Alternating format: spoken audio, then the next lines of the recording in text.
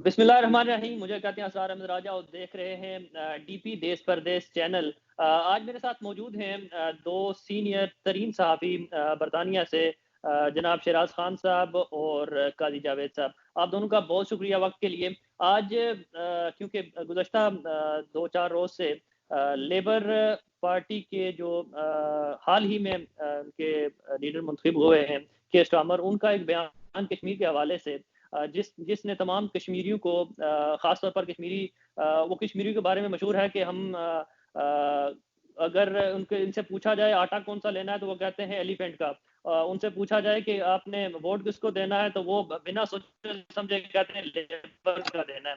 तो इस सिलसिले में कश्मीरी और पाकिस्तानी जो है वो लेबर का ठप्पा हमारे ऊपर लगा हुआ है। बहुत कम है जो किसी दूसरी पार्टी की तरफ जाते हैं। इस हालात में जब हम लेबर को जिस तरह अंधाधुंध और बिना सोचे समझे लेबर को अपना खैर खा समझते हैं, लेकिन लेबर का जब लीडर जो है वो कश्मीर के बारे में ये कहे कि ये उनका अपना मसला है, हमें उससे कोई लेना देना नहीं है, तो फिर तकलीफ होती है। और उस तकलीफ की लहर जो है इस वक्त पूरे बरतानिया के अंदर, वो ना सिर्फ आम लोग बल्कि उनके जो सिटिंग काउंसलर हैं, जो मेयर्स हैं, वो लोग भी इसके ऊपर आवाज उठा रहे हैं।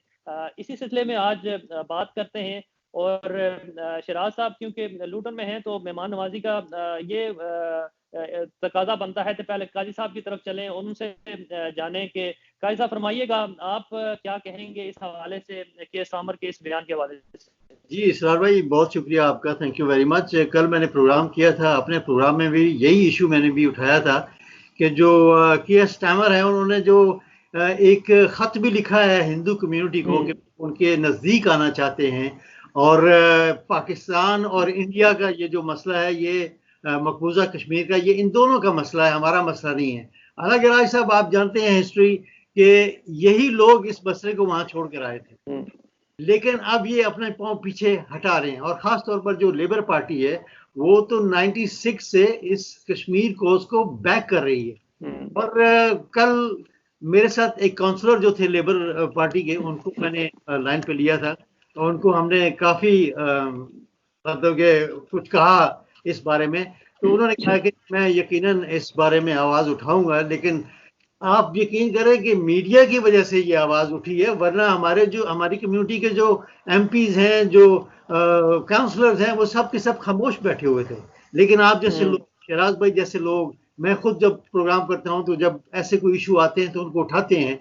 तो मैं समझता हूं कि जो कश्मीरी कम्युनिटी है उनको और जो पाकिस्तानी कम्युनिटी है उनको एक बड़ा धचका लगा है। लेकिन लेबर पार्टी को भी अब सोचना चाहिए वाया हमारे उस कम्युनिटी के थ्रू जो इनमें इन्वॉल्व है, जो इनके एमपी हैं और जो इनके काउंसलर्स हैं, उनके थ्रू इनको ये पता होना चाहिए कि इनकी जो हमारी जो कम्युनिटी है 60 to 70% वो लेबर वोटर्स हैं। और अगर इनका यही रवैया रहा तो वो लेकिन ये सियासतदान जो हैं वो यहाँ भी वैसी ही सियासत करते हैं जैसे ट्रंप ने मुसलमानों के खिलाफ एक आवाज़ उठा के अपना इलेक्शन जीता है।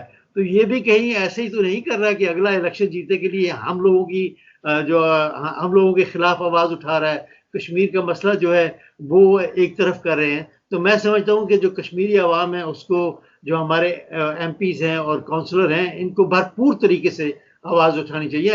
हालांकि मैंने लॉर्ड नज़ीर साहब से भी बात की थी इस मसले पे, वो भी कह रहे थे कि मैं यकीनन आवाज़ उठाऊंगा। आप जानते हैं कि इंडिया में यहाँ से वो एब्राहम डबी थी, वो गई पार्लियामेंटेरियन, उसको भी उन्होंने इजाज़त नहीं दी।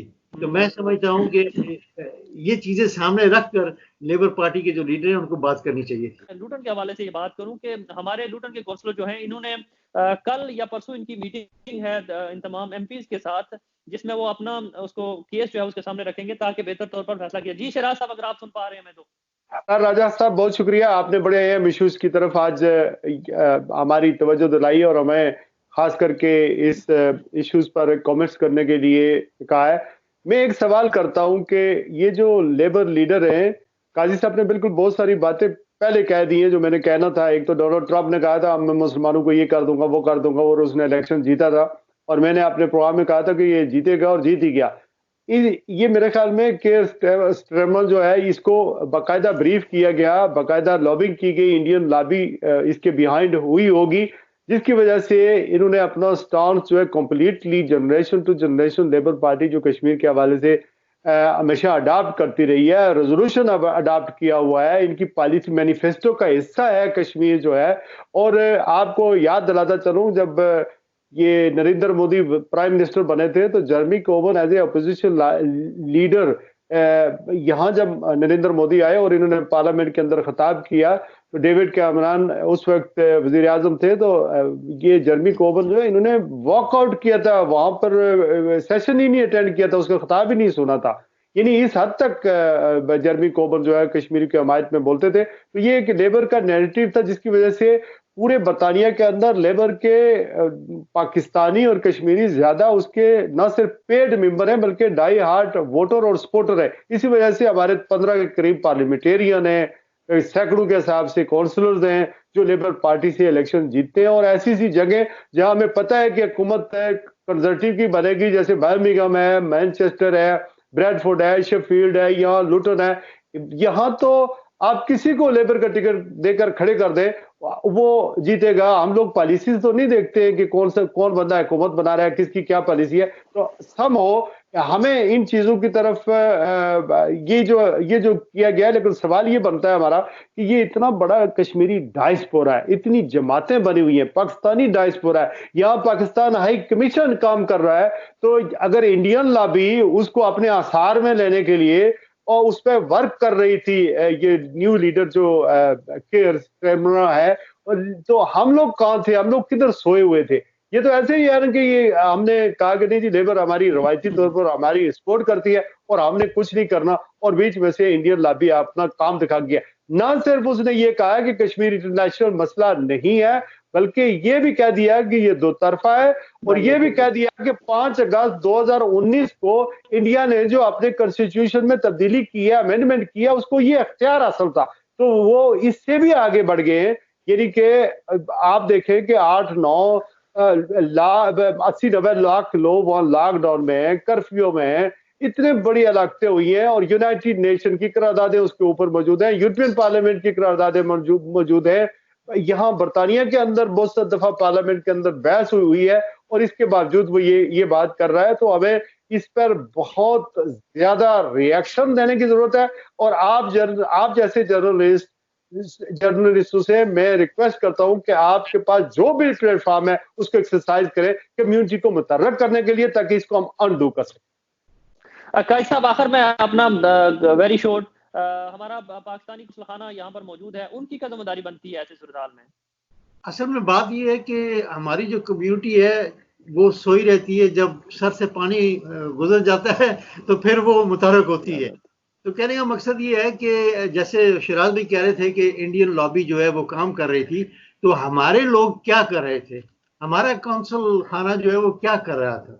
जो हमारे लोग यहाँ आते हैं चंदा इकट्ठा करने के लिए, वहां से जो सियासतदान आते हैं वो क्या कर रहे थे। देखिए ये हुकूमत आई है, शायद इन्होंने जो भी सिलेक्ट किया हो सकता है वो काम ज्यादा करें, लेकिन मैं समझता हूँ कि बदकिस्मती है हमारे कश्मीरी भाइयों की कि उनको वो सही सियासतदान नहीं मिल पा रहे अब तक जो इस मसले को जाकर दूसरी दुनिया में उजागर करें। बहुत सारे ऐसे भी जैसे मौलाना फजल रहमान साहब थे, उनसे आप क्या एक्सपेक्ट करते हैं कि वो किस फोरम पे खड़े होके इंग्लिश में तकरीर करेंगे, लोगों को बताएंगे कि कश्मीर का मसला क्या है। ये जो करारदादों की बात हुई है शिराज भाई ने की है, उनके बारे में तो कोई बात ही नहीं करता, वो तो वहां सोई पड़ी हैं, उनको कोई नहीं जगाता।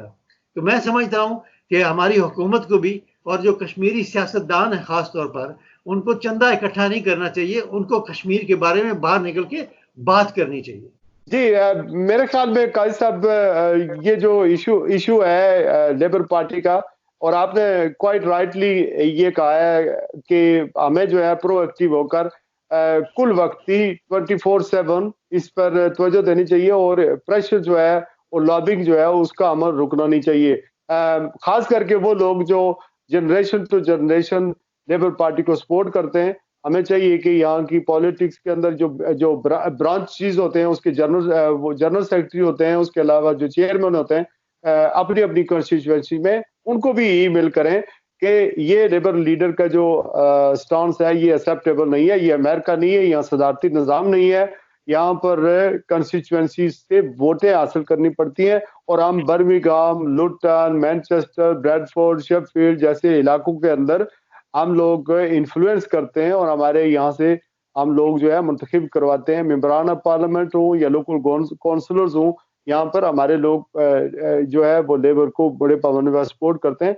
ये सपोर्ट नहीं रहेगी अगर ये सूरत हाल जो है वो बरकरार रही और जो पॉलिसी लेबर पार्टी की है कश्मीर के हवाले से जो उसका मैनिफेस्टो है उसी को ही अडॉप्ट किया जाए और इस बयान से बैकअप होना चाहिए लेबर लीडर। बिल्कुल बिल्कुल सही जी का साहब, आप कुछ कहना? एक बात मैं फाइनली कह दूं, वो ये कि हम जैसे जो लोग हैं उनको चाहिए कि जब भी कुछ ऐसा इशू हो तो उसको उठाया करें। क्यों?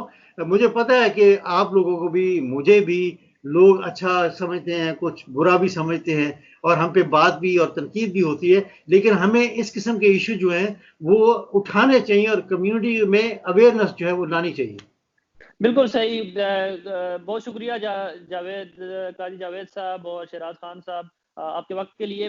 बिल्कुल सही फरमाया इन दोनों हस्तियों ने कि हमें अपने तई हर एक को काम करना चाहिए और हमें सोना नहीं चाहिए। जब हमारे साथ के ऊपर पड़े तब हम जागते हैं और तब हम एक्टिव होते हैं।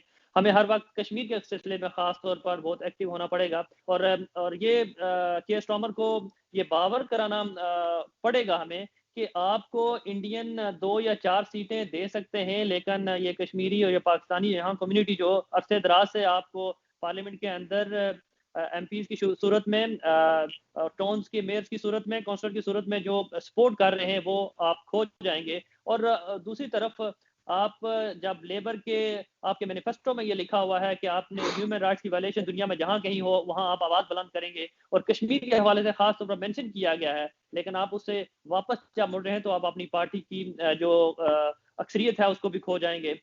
मुझे असरार अहमद राजा को इजाजत दीजिए। डीपी देखते रहिए और इसको सब्सक्राइब करना ना भूलिएगा। नेक प्रोग्राम में और नए इशू के साथ दोबारा हाजिर होंगे, तब तक इजाजत दीजिए। अल्लाह ने के बाद।